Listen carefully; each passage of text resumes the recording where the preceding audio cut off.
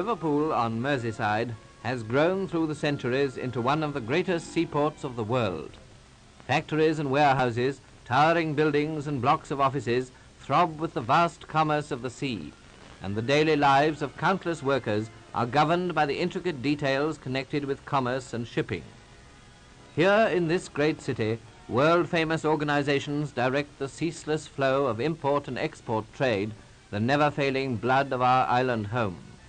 Great houses of traditional and historic interest and of world-famed reputation control the greatest maritime industry of all time, our merchant service. Their office windows look down on the wide estuary of the Mersey, and everywhere is the salty tang of the sea and the clamour and bustle of ocean-going traffic.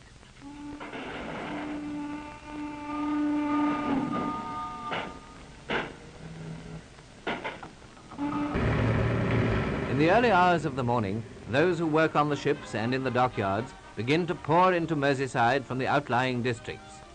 They are followed by the office workers and those with business in the city who come from across the river from the large residential area of Cheshire, known locally as the Wirral. They come by ferries, the famous WWII ferries, one of the largest undertakings of its kind in the world, which maintains its service night and day and is never stopped, even by the dense fogs which blot out the great estuary so often in winter time. As we approach across the water, the docks become clearer in the smoke and haze, and we get an impressive picture of the huge area they cover. To reach any part of them, we must change onto the Liverpool Overhead Railway, another world-famous feature of Merseyside, which links up the 70 docks and 28 miles of yards and warehouses. We have followed the dockers down to the scene of their work, the ships themselves brought alongside to discharge their precious cargoes.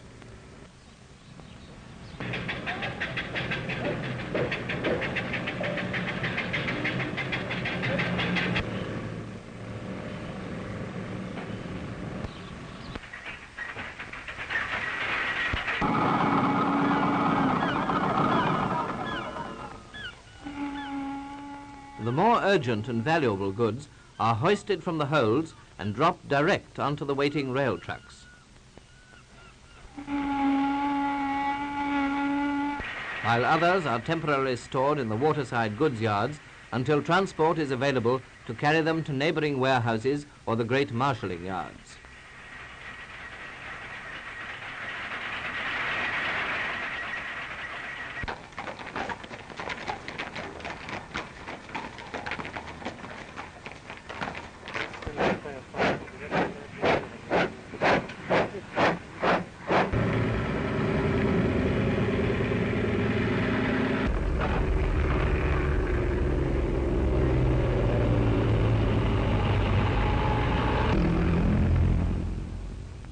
Day in, day out, the endless flood of crates and packages passes from ship to shore, foodstuffs essential to our needs.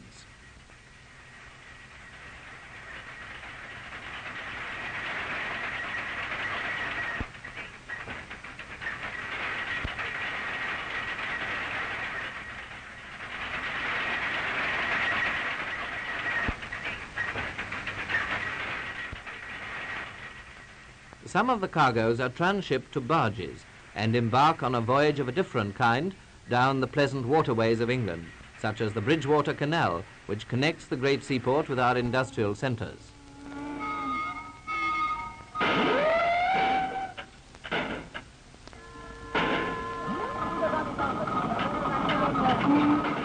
Like many great things, the Mersey has a humble origin, in fact several origins, and away up into the wild hills of Derbyshire we must go to search for the beginning of one of them, the River Goyt.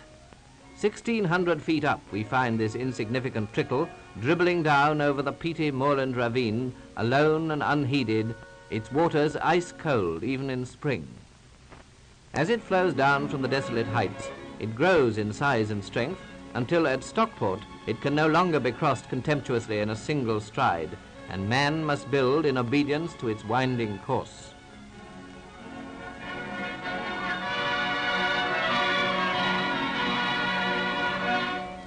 And here the Goyt receives a reinforcement, the River Tyne, and from then on, as the Mersey, they sweep triumphantly together through the city. In the centre of Stockport, it is lost to view under Merseyside, an engineering achievement which provides a valuable roadway for traffic passing through the city 30 feet above the water. Under Mersey Square it reappears and quietly leaves the town under a network of bridges and viaducts.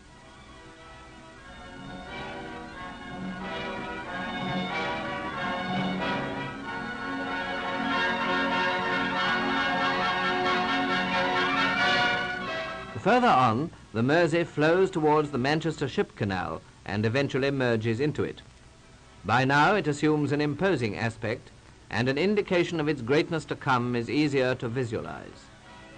For some distance, the waters of canal and river blend to form a waterway along which oil tankers of this size can pass direct to Manchester, there to deliver their valuable load.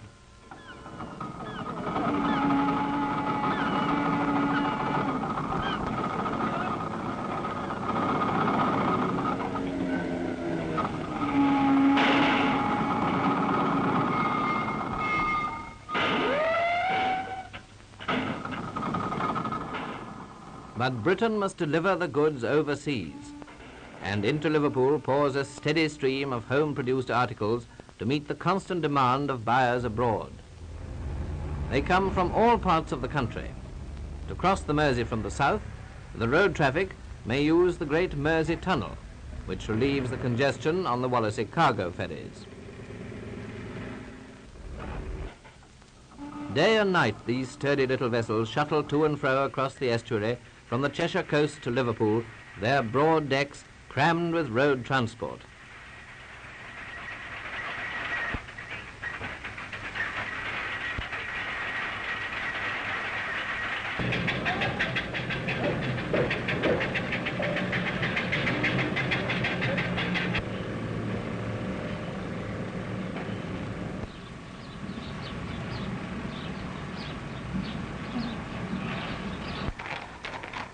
Down to the waterside they come, to be loaded into the holds of the waiting ships.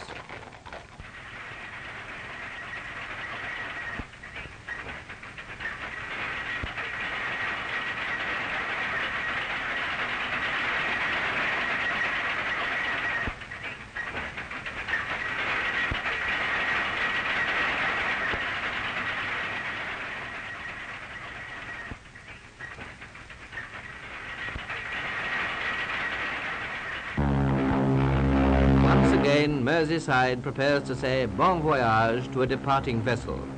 Steam is up, and soon, amidst the magical last-minute hubbub of shouts and creaking ropes, hooting tugs and churning water, she will glide into the estuary and out to the sea, down past the incoming traffic, her screws threshing the waters of the Mersey. And the Mersey salutes her and awaits her safe return.